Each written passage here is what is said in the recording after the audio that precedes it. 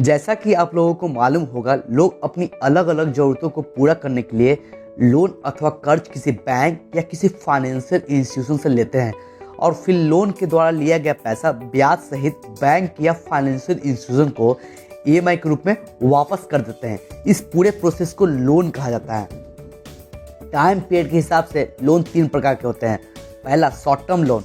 Short term loan ऐसा loan होता है जिसमें आपको 1 साल के भीतर लोन का रिपेमेंट करना पड़ता है, जैसे credit card, bank overdraft. Second, medium term loan. Medium term loan ऐसा लोन होता है जिसकी ड्यूरेशन 1 साल से लेकर 3 साल तक होता है। एग्जाम्पल के लिए लोन लिया गया होगा रेनोवेशन शोरूम करवाने के लिए, रिपेयर एंड मेंटेनेंस के लिए लोन लिया गया होगा। Third, long term loan. Long term loan ऐसा होता है जिसका ड्यूरेशन 5 साल से लेकर 20 साल तक होता है। फॉर एग्जाम्पल कार लोन या होम लोन। अब बात करते हैं टाइप्स ऑफ बैंक लोन। पहला, पर्सनल लोन। पर्सनल लोन या जिन्हें गैर जमानती लोन कहा जाता है, इसका मतलब होता है खुद के लिए लिया गया लोन। वैसे तो सभी लोन अपने लिए ही लिया जाता है, लेकिन पर्सनल लोन पर्सनल काम के लिए लिया जाता है, जैसे बच्चों को स्कूल फीस देने के लिए या घर का कोई महंगा सामान खरीदने के लिए इत्यादि। पर्सनल लोन पे इंटरेस्ट रेट ज़्यादा होता है और ये interest rate bank to bank differ करता है। आज के समय एसबीआई का personal loan rate of interest 12% से लेकर 18% के बीच में है। पर्सनल लोन लेने के लिए बैंक आपसे ज़्यादा डॉक्यूमेंट नहीं मांगती है, बस सैलरी स्लिप से ही आपका पर्सनल लोन अप्रूव हो जाता है। पर्सनल लोन आपको 5 साल के लिए मिल सकता है। Second, gold loan. आप अपने गोल्ड को बैंक के लॉकर में रखकर लोन ले सकते हैं। गोल्ड लोन का अमाउंट आपकी जमा किए गोल्ड की क्वालिटी और वैल्यू देखकर तय की जाती है। वैसे आपकी गोल्ड की वैल्यू की 80% तक लोन अप्रूव हो जाता है। गोल्ड लोन आमतौर पर इमरजेंसी के रूप में लिया जाता है। इस पर लगने वाला इंटरेस्ट पर्सनल लोन से कम होता है। Third, property loan. Property loan वैसा लोन होता है जिसमें आप अपनी प्रॉपर्टी के कागज को गिरवी रख कर लोन लेते हैं। ये लोन मैक्सिमम 15 साल तक मिलता है। आमतौर प्रॉपर्टी की वैल्यू की 40 से 60% तक लोन मिल जाता है। फॉर एग्जाम्पल, आपकी प्रॉपर्टी की वैल्यू अगर 1 लाख रुपए है तो आपकी प्रॉपर्टी की वैल्यू के 40 से 60% तक लोन अप्रूव हो जाएगा, यानी कि 40,000 से लेकर 60,000 के बीच में। Fourth, home loan. नाम से ही साफ है, घर बनाने के लिए या घर खरीदने के लिए लोन। घर बनाने के लिए जो लोन दिया जाता है उसे होम लोन कहा जाता है। बैंक घर बनाने के लिए कुल खर्च का 75% से लेकर 85% तक लोन प्रोवाइड करती है। एग्जाम्पल, आपका घर का खर्च अगर 20 लाख रुपए है तो 20 लाख का 75% से लेकर 85% तक लोग आपका अप्रूव हो जाएगा।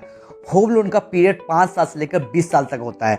होम लोन लेने में कई तरह की फीस शामिल होती है, जैसे प्रोसेसिंग फीस, लीगल फीस इत्यादि। इस पर रेट ऑफ इंटरेस्ट 6% से लेकर 7.5% के बीच में होता है। Fifth, education loan.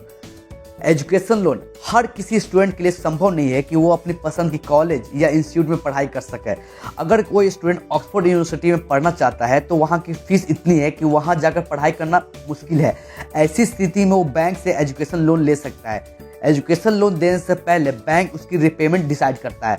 Bank loan उसी स्टूडेंट को लोन मिलता है जिसमें वापस करने की क्षमता होती है। स्टूडेंट की क्षमता जानने के लिए बैंक 2 काम करता है। पहला, स्टूडेंट की पेरेंट को इनकम देखता है। सेकेंड, स्टूडेंट पढ़ने के लिए किस यूनिवर्सिटी में जा रहा है, उसका परफॉर्मेंस कैसा है उस स्टूडेंट का, वो देखता है। उसके बाद पढ़ाई पूरी करने के बाद स्टूडेंट लोन का रिपेमेंट कर सकता है। एजुकेशन लोन पर रेट ऑफ इंटरेस्ट 8% से लेकर 10.5% के बीच में होता है। Car loan. जब कोई व्यक्ति कार खरीदने के लिए बैंक से लोन लेते हैं या किसी फाइनेंशियल इंस्टीट्यूशन से लोन लेते हैं तो लोन पर लिया गया पैसा कार लोन के अंदर आता है। कार लोन को फिक्स्ड या फ्लोटिंग रेट पर दिया जाता है। फिक्स रेट का मतलब होता है जिस समय लोन ले रहे हैं उस समय का रेट, और फ्लोटिंग रेट का मतलब होता है लोन लेने के बाद अगर रेट ऑफ इंटरेस्ट घटता या बढ़ता है तो आप उस हिसाब से पेमेंट करना होगा। कार लोन में जब तक आप कार का पूरा लोन बैंक को वापस नहीं कर सकते हैं या फाइनेंशियल इंस्टीट्यूशन को वापस नहीं कर सकते हैं, तब तक कार का मालिकाना हक बैंक के पास होता है या किसी फाइनेंशियल इंस्टीट्यूशन के पास होता है जिससे आप लोन लिए हैं। Corporate loan. बैंक जब बड़े बड़े लोग जैसे रतन टाटा, रिलायंस इंडस्ट्रीज, टाटा बिरला जैसे बड़े बड़े लोग को लोन देता है तो वो कॉर्पोरेट लोन कहलाता है। अभी के नियम के अनुसार बैंक अपनी कोर कैपिटल का 55% तक लोन किसी एक बड़ी कंपनी के लोन के रूप में दे सकता है, पर यह नियम 1 जनवरी 2019 तक बदल गया। इस नियम के अनुसार बैंक अपनी कैपिटल का 25% ही किसी कॉर्पोरेट लोन के रूप में दे सकता है, क्योंकि इससे बैंक का जोखिम कम होता है। Last, security loan. इस लोन में बैंक आपके सिक्योरिटी पेपर रख कर लोन देता है, मगर सवाल ये उठता है सिक्योरिटी पेपर होते क्या है। अगर आपने पहले से किसी म्यूचुअल फंड स्कीम में या आपने कई शेयर खरीद रखे हैं या कोई बॉन्ड आपके नाम पे है, तो आप बॉन्ड पेपर या म्यूचुअल फंड का पेपर रखकर आप बैंक या किसी फाइनेंशियल इंस्टीट्यूशन से उसके बदले लोन ले सकते हैं। बैंक आपको इस सिक्योरिटी पेपर के आधार पर बैंक ओवरड्राफ्ट की सुविधा देता है। ओवरड्राफ्ट का मतलब होता है अगर आपके अकाउंट में जीरो बैलेंस है तो आप अपने अकाउंट से पैसे निकाल सकते हैं, इसी को ओवरड्राफ्ट कहा जाता है। आई होप आपने जाना होगा लोन के बारे में, लोन के टाइप्स के बारे में। आई होप आपको हमारा ये वीडियो पसंद आया हो। आपको हमारा ये वीडियो पसंद आया हो तो हमारे चैनल को लाइक करें, शेयर करें और सब्सक्राइब करें। मिलते हैं ऐसी अगली वीडियो में।